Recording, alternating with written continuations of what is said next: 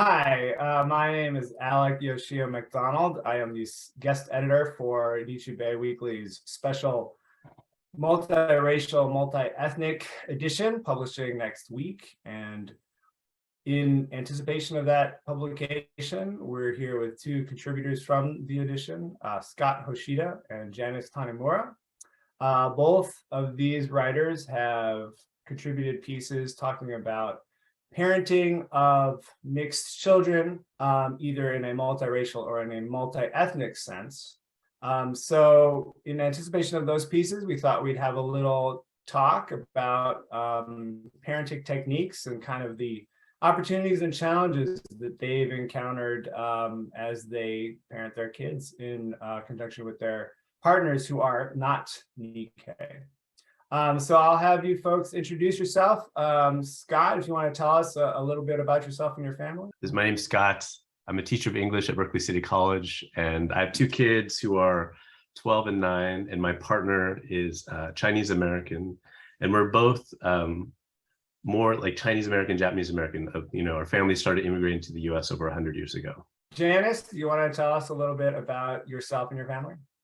Sure. My name is Janice Tanemura. I've in the past identified as Yonsei or fourth generation on my dad's side. And I have two kids who are 10 and 6 years old. And we live in Berkeley with my husband, who is Portuguese, who is of white Portuguese descent.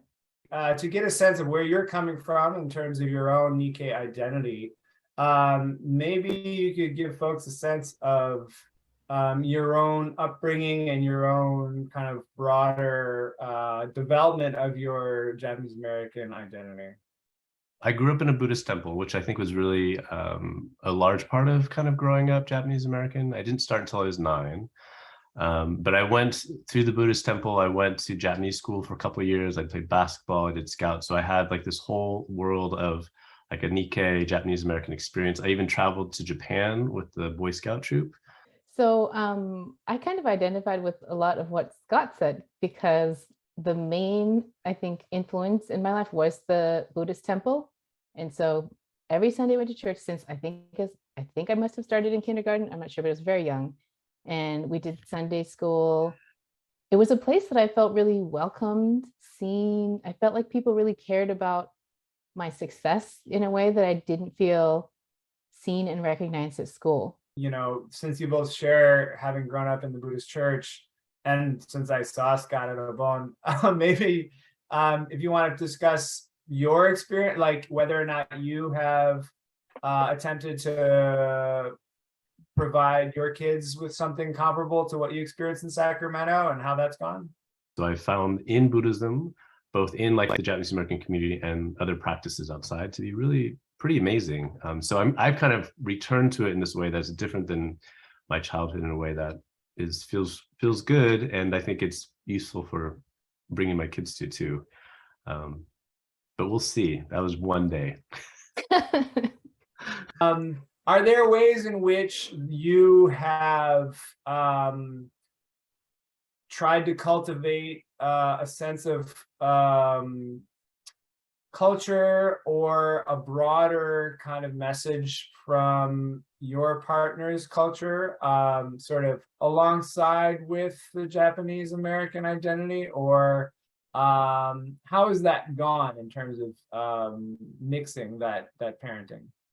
I was just talking about this with my class about whiteness and how in the US, like whiteness is not seen as a culture. And it's like the POCs, who are the people who have culture, that we have to kind of show everyone else like what our culture is.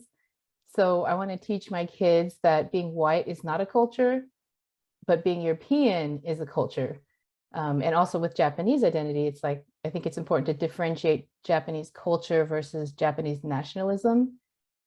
Because I think as a Japanese American, you can't really be nationalistic in the way that other Asian cultures, tend to be nationalistic because of the history of, imperialism, one.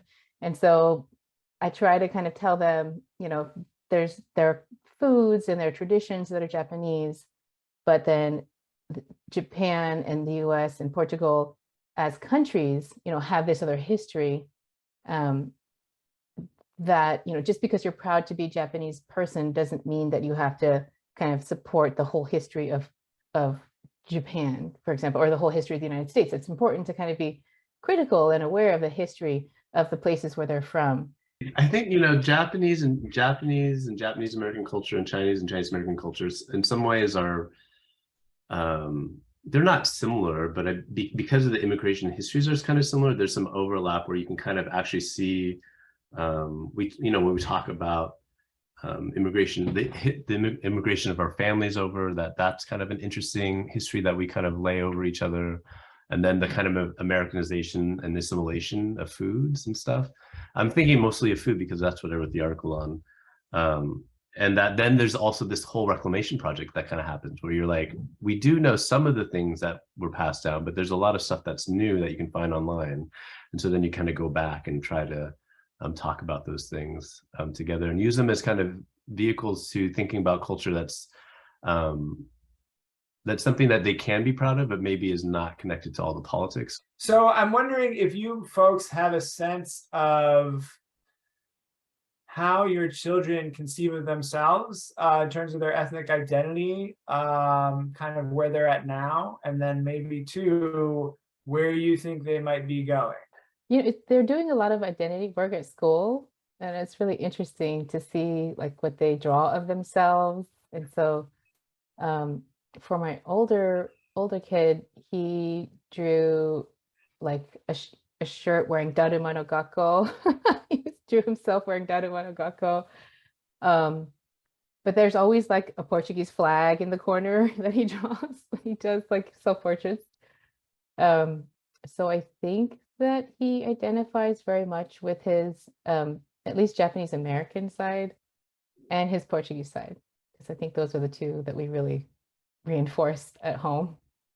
And then my younger one, I don't think that his identity so far is, when I saw his self-portrait at school, he had the right, like he had black, like dark hair. Like I felt he was an accurate portrayal, like dark brown skin. I don't know if that comes from any kind of awareness of who he is, but aside from the fact that he says that he's Japanese American, but he also says that he's white, I don't think he really has processed that much yet because he's only 6 years old. This is a good question. I don't actually know. I mean, I'm assuming they both know that they're Japanese and Chinese American, and and they kind of maybe align what that means with their grandparents a little bit, or at least that's where it's maybe more explicit. And we probably talk as much around kind of racial politics and how you imagine kind of what it like the relationship between kind of being Asian American to other race groups, kind of within thinking about critical race theory, or how, what advantages do we have because of what has happened, like in the civil rights movement or other things like that. And so we kind of try to, so I think they kind of imagine themselves as both like Japanese and Chinese American, Asian American, and then also connected to other people of color in some way. So I think those are some of the ways they think about it. When you think about where they're headed in their futures, do you have any hopes for how their ethnic identity will take form? We spend a lot of time envisioning our kids' futures, right? So for me, I want them to, one big thing I want them to do is to go on the Tule Lake pilgrimage, because that was a huge turning point for me when my grandmother asked me to go. I think it was in 2000, but I can't remember. And my brother and I went with her, and it completely changed our lives. Like I was just studying literature and I wasn't really focusing that much on ethnicity and race. And then it just changed a lot of the things that I was focusing on at school, and my brother too. I want them to be free enough to choose where they're going to end up and how they identify in relationship to it. But I want them to be curious and to explore all of those things, both like within the Japanese and Chinese American community, the history and the culture, but also to be I'm really curious because I think it's very connected to the global politics of the world. So I hope that they have a chance to travel, to live in either or both of those countries at some point, because I think that kind of informs your sense of of how dynamic those places are. Very good. Well, I think that's a great note to end on. So I want to thank you so much for your time. It's been great to have a dialogue with you about parenting and Nikkei identity and mixed heritage, all of those subjects, which, I think we could probably go on for much longer. But for those who are interested, please read Scott and Janice's pieces in next week's special edition. And yeah, thanks very much. I think Thank you, that'll Alec. do it. Thank you. Thank you.